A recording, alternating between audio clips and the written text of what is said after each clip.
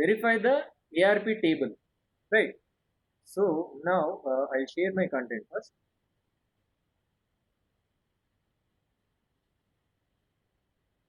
Our target is ARP, means address resolution. ARP, it's called as address resolution protocol. ARP. The concept is address resolution. What is a resolution? Actually, in our basic understanding, what is a resolution? Anyone can answer. Have you heard the word resolution? The government passes resolution to public, right? Principal passes a resolution to the students. Resolution, in our general basic understanding, resolution indicates that to perform these operations, to don't perform these operations. It's like guidelines. To perform these operations, don't perform these operations. Go through this way, don't go through this way. Okay. Get the data from only these group of people. Don't let other people into our laboratory. After 2 p.m., don't allow any student into the laboratory. It's a resolution. Likewise, into our network, don't allow unauthorized computer systems into our network. It's a resolution inside our network. So, how to block unauthorized systems? First, we need to learn that address of that system, whether the system which is connecting to our network is within our range, within our permittable range or not. It is not in permittable range, permittable list. Okay, if you identify that the system which is trying to connect to our system is not in our permitted list, so simply block that system. So these are the resolutions. So in order to do all these things, we need to get the addresses of that system, addresses of that computers and servers, what are the things like that. We need to get addresses. So that's why where address resolution comes into picture. Okay. Next, to maintain these address resolution mechanism, okay, in line with our previous modules, first at data layer we have MAC addresses, at network layer we have IP addresses. So we need to learn about MAC address and IP addresses and need to compare the roles of these addresses. And then after getting the MAC or IP addresses, we can provide ARP, address resolution protocol. Using that protocol, we can establish a network discovery, right? So first get the complete addresses, then provide a mechanism that is nothing but ARP, and using that ARP, establish a network discovery. Discovery means we need to get complete details of the systems which are connected within the network. Right, that is called as network discovery. So first we'll go with MAC addresses. So what is a MAC and IP? What is a MAC and IP? Already told you, keep in mind, MAC addresses were at L2, data link layer. IP addresses were at L3, okay, layer 3, right, network layer. Okay, and what is the format of MAC address? It's hexadecimal format. And what is the format of IP address? It's a 32-bit format with 8 octets divided into 4 groups. What my point? So this is the way we can get IP and MAC addresses. Then observe the picture. So in the previous modules, we dealt with only MAC address or only with the IP address. But from here onwards, we'll combine both the things, right?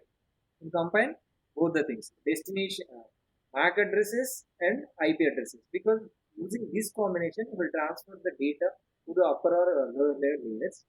So here, observe, PC1 wants to establish a frame, establish a connection and transfer a frame to the PC2. Okay. So it wants to send data to PC2. So here, what PC1 actually what it do? PC1 will inserts only the destination IP address. What is the destination IP address of PC2? 192.168.10.11, right? Because Whenever you are opening any browser, simply you will type domain name address, or you can type IP address. Okay, to provide a network communication path or to check network connectivity, we need IP address, right? We don't need MAC address. We need only IP address. So in this scenario, if PC1 want to send a frame to PC2, first it need to establish a communication path. So PC1 has IP address of the PC2. So it inserts the IP address of PC2 at destination IPv4 address. Under this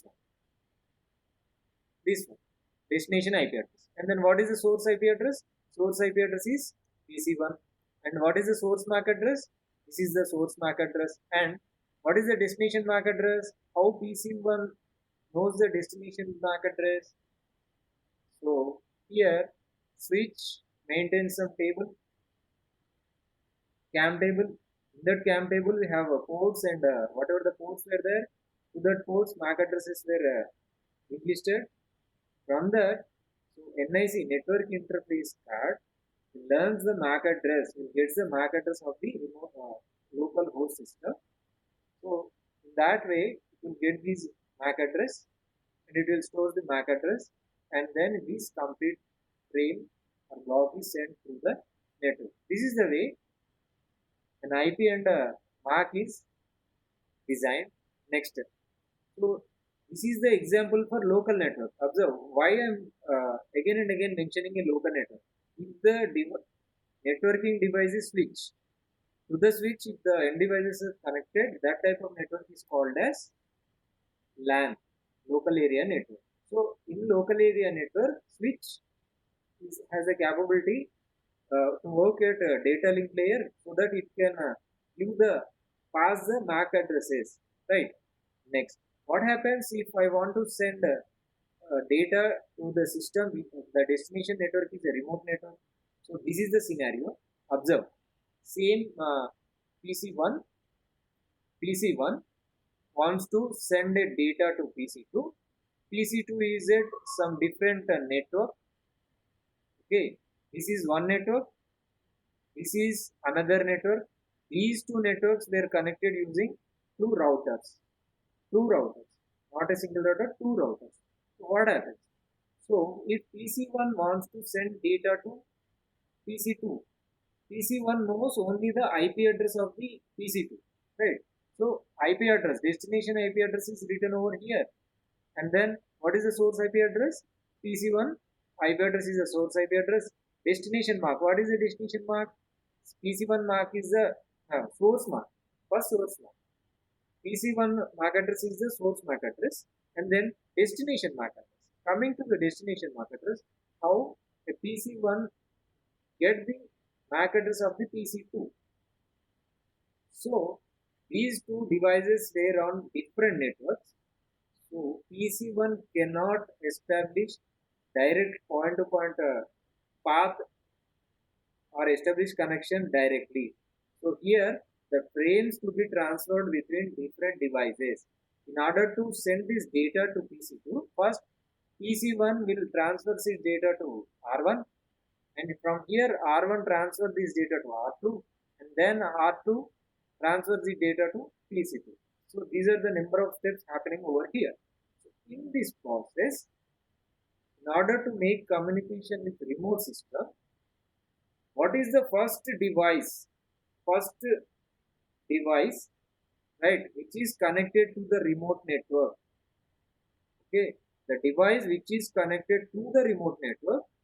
So PC1, what is the first device? Observe, what is the first device which is connected to the remote network at PC1 side? So this is the network of PC1 side, right? We have two network devices, switch and router, and I am saying that what is the first device which is connected to the remote network. So observe here, this is the complete network, but router is the device which is connected to this remote network, not switch, because switch is within this network only. Router is the device which is connected to the remote network. So in the destination MAC address field, PC1 will write the MAC address of its router or gateway. You can call R1 as a gateway, as we learned in the morning session. You can say that R1 is the gateway. So simply if the data you want to send is on remote network, simply place the destination MAC address as your default gateway MAC address. So here the default gateway is R1. So use destination MAC address R1 MAC address as destination MAC address. So what happens here is PC1 will send the data to the router with the IP address 10.1.1, right? So destination MAC is there. So switch simply forwards these frames using destination MAC only. Switch won't look at IP addresses. Switch look at MAC addresses only. So using this destination MAC address, first switch will transfer the packet from PC1 to router, right? Next, coming to the router, observe what happens at the router decapsulates these things and identifies the IP address, destination IP address. So now router will checks into its routing table whether that IP address is there in its network or not. If it is there in its network, simply it will transfer the packet directly to the destination device. If the destination device is not in the range of this router, it will simply again forward the packet to the next router. So what is the next router? This is the one, right? This is the one. Router won't look at MAC addresses, they look at only IP addresses. So with destination IP address 10.1.1.10, router R1 will forwards the packet to this router R2, because in this diagram there is only R2 is there. If there is one more router R1 will forward packets to this router also. So router will sends the first checks the routing table of other router and transfers to the router. For example, if I have one more router, okay, one more router is there, assume. So the destination IP address, every router has its own routing table. So R2 routing table contains the IP address of PC2. And for example, this is R3. R3 router routing table won't have the IP address. So R1 will check the routing table of this one and this one. Okay, and then it will transfer the packet to router R2, right? And coming to router R2. So from here, the packet reaches over here with the destination IP address 10.1.1.10. Now, what router will perform? It has two connections, right? Router has two connections. What are the two more connections? One is internet and one is to another LAN, right? So according to the routing table, the address 10.1.1.10 is in this LAN. So router will simply transfer or forward this packet through this LAN to the destination device, not to the internet, because router already has routing table. Routing table contains network address with that interface address.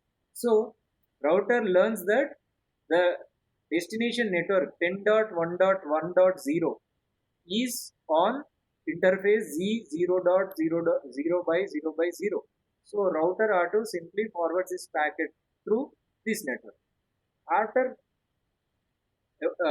approaching to this router, switch simply forwards this packet to PC.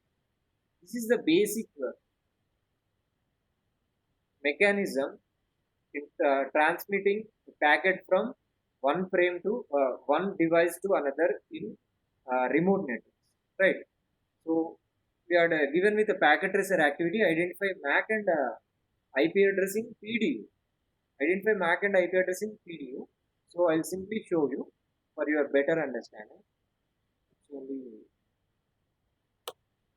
for your better understanding, I will show you how to identify. We already did this one in the previous module. So simply open packet tracer, establish some connections or arrange some LAN infrastructure, and then go to simulation mode. If you go to simulation mode, there we can have a option for selecting some protocols. On that protocol, you can identify that one PDU, right? So what is our task? Gather PDU information of local network communication. So I need a network. I open my sample network. Okay, this is my sample network. So in order to what is our objective? PDU information. In order to get the PDU information, first shift to simulation mode. Simulation mode, right? So in the simulation mode, we have different protocols. So what we have to do now? Simply, we will take ICMP protocol, right? ICMP means Internet Control Messaging Protocol. Ping command will work with that one.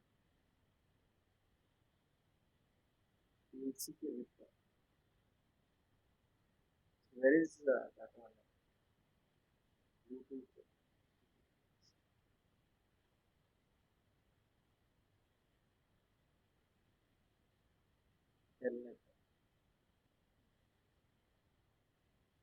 IPv4 ARP.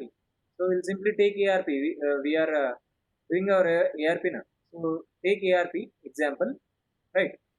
So first, what we'll do in the simulation mode from PC4 to PC6. What is the address of PC6? So no IP address is set. No IP addresses were set to these PCs. Right. First, we'll set some IP address. So or else we'll do one thing. I'll open different one, different activity because these activities didn't had any IP address configured. So these are the routers.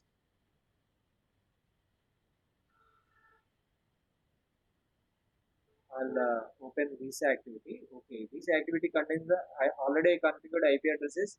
The first one and second one. We'll do one thing. Go to simulation mode. Then, so we have already HTTP access is there, but there is no web server here. So we'll do one thing. Deselect that one. Open and select ARP, address resolution protocol. Then we'll do one thing. From PC, open command prompt, ping to a system. So one system IP address is 192.168.1.3, right? So simulation activity is going on this packet. So I'll move one step forward, right? That packet is transferred to the switch, and from the switch that packet is getting dropped. Why? Because I think default gateway is not configured in the system. No problem. So we had captured some packets. Double click on that one. So if you open a packet, so here we have PDU details. So observe in the simulation, the packet is transferred successfully to PC2 and we are getting a reply. As I already told you, whenever you are establishing a communication path, first time you will get a reply timeout. That means connection is discarded because first time. Once the connection is established, packets can transfer one by one. Okay. So I'll do one thing. We had a successful transfer over here.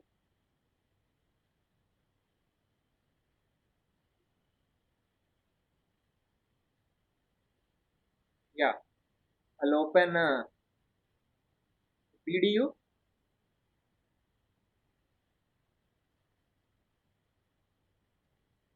I lost my ping action. I'll again do same thing. Ping 192.168.1.3.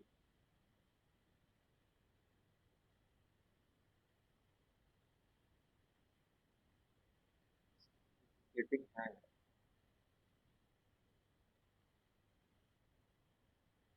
So packet tracer buffer is full. It's working on full load. That's why I'm getting some problem over here. You can do same activity with single system, with two systems in a network. Simple activity you can perform.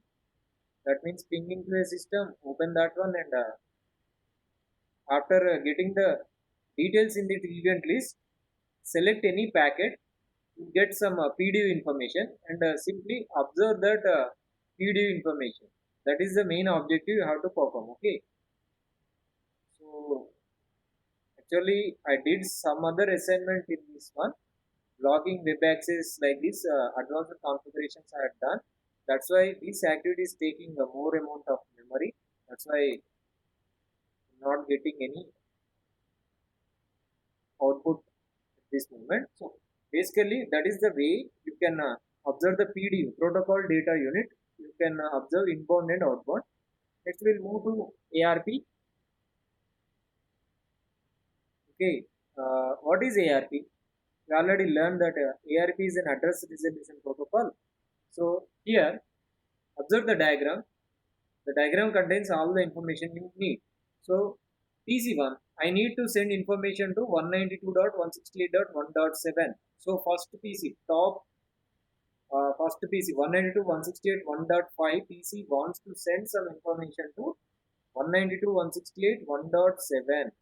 So this PC wants to send some information to this PC, but this PC don't know the MAC address of this PC, right? So what happens? So in this case, ARP comes into picture. ARP provides two functions. ARP resolves IPv4 address to MAC address and then maintains a ARP table. Okay, maintains ARP table. So that is the way first during learning phase, so this PC gets MAC address of this PC and stores in its table. How this mechanism works? With the help of ARP. That is the main functioning of ARP. ARP resolves IPv4 address to MAC address. We already know the destination IP address. So while using that destination MAC address, we can retrieve the destination IP address. We can retrieve the destination MAC address. And after getting the MAC address, we can store that IP with MAC in a table. That table is called as ARP table, and writing that format IPv4 with MAC address is called as mappings, right? Mapping indicates the IP address followed by that system MAC address. So that is called as mapping, and all these things were stored in a table called as ARP table because we are using ARP mechanism to do this. So what are the functions of ARP mechanism? What are the things I told you earlier with that picture? Same, all these points were there. You can go through this content later on, right? Some this video will cover ARP request for a MAC address. So see that video, and this one also two videos were provided. So go through that videos, right? Next, before going to this one, I will show you in our system how we can see our ARP table, right? So my laptop learned some addresses regarding my network, right? So simply I'll open command prompt. What is the protocol I have to use? ARP, that is a command. So this is the command. If you give directly, it will give the parameters or instruction parameters to or arguments to be given. For example, I'll use ARP space minus A. Minus A. A means it will display all the entries in the ARP table. So now I want to look my ARP table. The command is ARP space minus A. Right. So this is the output I got. Right. Internet address. All these are the internet addresses followed by physical address. What I told you? Mapping. Mapping of IP address with MAC address. So 192.168.43.1 is my default gateway address, and the default gateway MAC address is this one, 18D2, like this, right? This is the broadcast address. If the last data bit is high, it is called as broadcast address, followed by some more entries were there. In the background, some activities were going on. Those addresses and those devices MAC addresses were also entered into the ARP. This is the way we can verify our ARP entries, right? Next, removing ARP entries. How to, some ARP entries were written into the ARP. So how to remove that ARP entries, right? So there is a timer. There is a timer. Some specified time mode is there. If the entry in the ARP is again and again, that connection is working on, so that ARP entry is maintained for a long time until that connection is successful. That connection is in on state, right? If any of the connection is get down, after some time, ARP again checks for that link. If there is no link or any path or link in on connection, so that ARP entry will be removed from the ARP entry, or else we can directly or manually remove the ARP entries. There are two ways we can remove the ARP entries. One thing is manual. Okay, we can delete our entry manually, or ARP cache has some timer. After some specific time, it will again refresh. Refresh means what are the connections were there, all those connection information will be stored in that ARP table, right? So only active connections information will be stored, right? Next, ARP table on network devices. Earlier I showed my laptop, that means end device output. So using which command? ARP space minus A. This is the thing I done in my laptop. So in order to view the ARP entries in the router, the command is show space IP space ARP. Right, show space IP space ARP. This is the command we need to use at network devices. Right. Next, ARP issues. ARP broadcasting and ARP spoofing.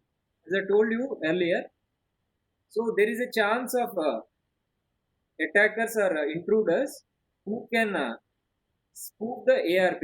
That means they can change the original entry with duplicate entry. Right. Observe the picture. Observe the picture. If someone, that means 192.168.1.110 wants to send some data, so here intruder enters into the network. That means it's a LAN. LAN means switch is there. So to that switch, intruder successfully gets a connection. After getting connection, he'll get some IP address. So what he will do is change PCC to a red PC as shown. Right. So here what it will perform is after expiry of ARP, each system performs ARP request. Okay. Before to get the MAC address, system performs ARP request. What is ARP request? I need MAC address of the gateway. Right, that is the request. MAC address of the gateway. So who have to provide this information? Gateway have to provide this information. But in the middle, intruder enters into the middle, and by getting that ARP request as a gateway, okay, as a gateway, he will send the false data instead of our original gateway. Within that short duration, intruder will send the ARP reply to the PCA, because PCA didn't know who is sending the reply, ARP reply. Just performs the ARP request and gets the ARP reply.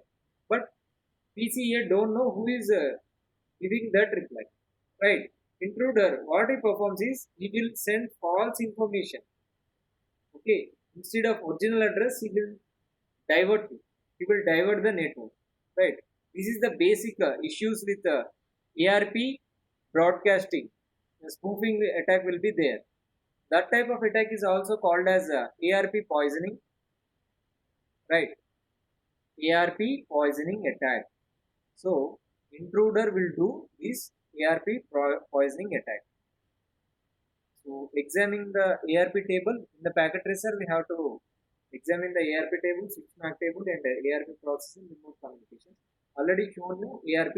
What is the command to view the ARP in the switch or a router? Show space IP space ARP. That's it. What is the command to view the ARP in our end device, that is laptop or system? ARP space minus A. Next, examine switch MAC address table. So switch also has MAC address table. By looking the running configuration, we can get all these things. Okay. Next, copper cabling. So you had a video. Go through that copper cabling video. So what is this one? IPv6 neighbor discovery messages. ND, neighbor discovery. The most advanced thing in IPv6 is neighbor discovery. Neighbor discovery means this is the discovery protocol works with only network devices, not with end devices, only with routers or switches. What is the process of network discovery? Means a router will learns about the neighbor routers, will get the details of neighbor switches or routers, right? Neighbor routers or switches. So in this one we have a neighbor solicitation and neighbor advertisement. So these are the two messages used by ICMP v6. It is at router. It is called as router solicitation and router advertisement. So first it will advertises. So my name is. What happens if someone in the first year, okay, in the first year you entered into your class at the first time. So at that point of time, you will introduce to your friends. My name is this. I am from so and so area. This is my complete information. You will introduce yourself at first. Okay, or else we can perform advertisement. Advertisement means I am CR. Those who want to join this course, you can come to advertisement. So while looking at that advertisement, those who need that one, they approach to that CR. Same way, router establishes or performs some advertisement, and to that advertisement, neighbors will connect to that. So all these things comes under neighbor discovery process. Right. So this is the thing, ICMP neighbor solicitation message. Meaning is, so it will send that. So whoever is there, send me your MAC address.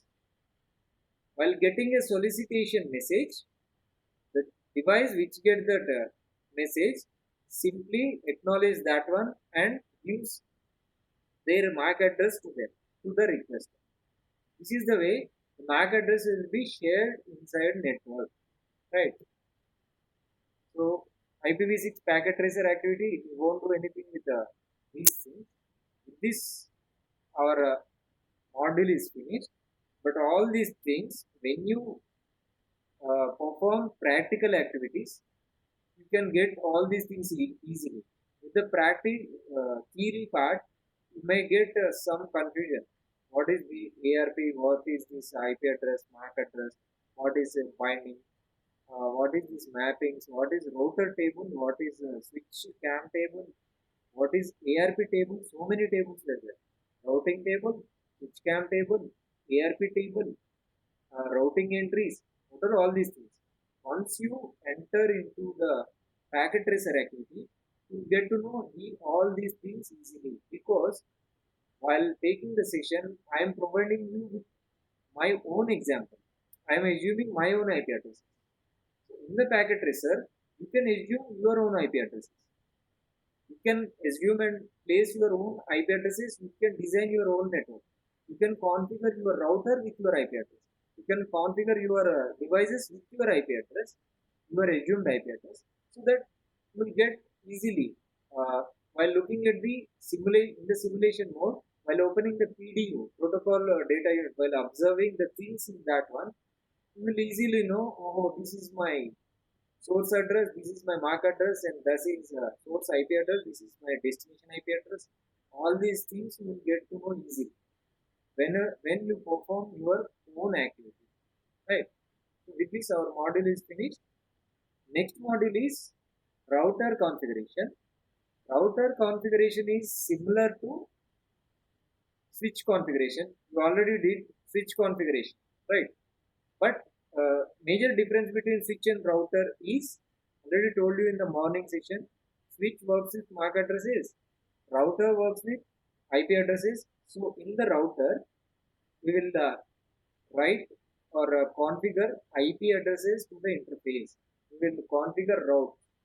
Okay, we will write routing policies. We will write routes.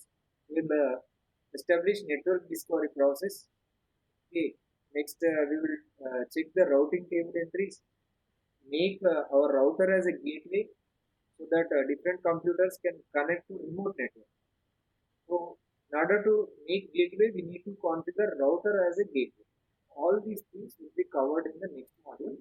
That is a router, basic router configuration. It will be easy for you because you already know user execute mode, how to change to privileged execute mode, how to change to configuration mode, global configuration, and then from the global configuration mode, how to shift to either console or telnet or VTPI lines or interfaces.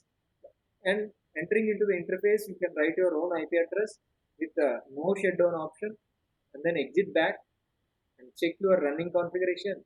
Finally, you can save your configuration permanently in NVRAM using the command copy space running config space startup config.